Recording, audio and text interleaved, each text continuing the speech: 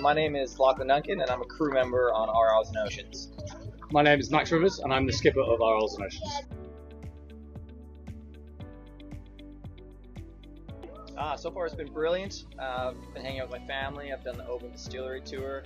I was lucky enough to charter a boat and go around the island of Mull, and I've really been enjoying the Scottish weather. I've had a good time. I've been showing around some family as well. Managed to get onto Mull, managed to get onto Kerra, take them up to Fort William and really just show them the delights of Scotland. Met up with some old family, some old friends. I grew up sailing around here and loved to sail on the west coast, so glad to come back to some old haunts and see some old family friends who I haven't seen in a long time.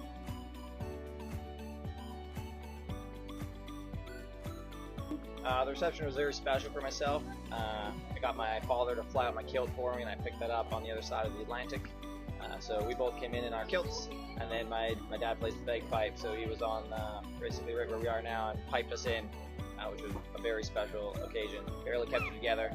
Some of the crew members may have cried, maybe Max, maybe others, but it was really, really special to have my dad pipe me into Oban. It's an incredible place to come into, Oban, such a historic place.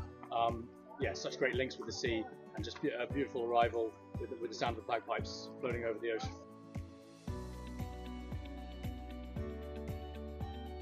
It's been really good. The crew work exceptionally hard to keep the boat clean and tidy, cook us some really nice meals, and keep us in a really comfortable state. So although we're racing across some of the world's toughest oceans, we don't skimp on the luxuries, and we have a good time. And there's always tea and coffee being served. There's always hot water available, and the crew keep us up to date with cakes and finish line cakes and treats and anything else that we need to keep us energized and keep us racing throughout the toughest weather. First time I came out, we went from Plockton and we went around the Isle of Skye, and fantastic experience to sail around Skye in the summer, and really fell in love with sailing through that, and thought, you know what, it'll be a bit of a hobby, a bit of enjoyment.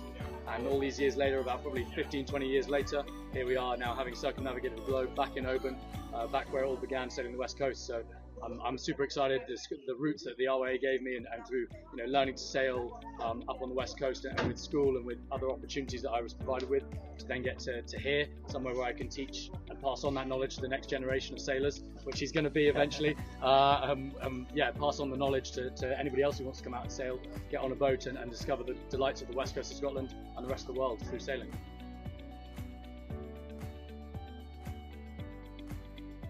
For me, I guess the most amazing experience I ever had so far was we were coming into Uruguay just as a big Arctic front came up and rolled in onto us, and that night we had bioluminescents that was nothing like I've ever seen before in my life.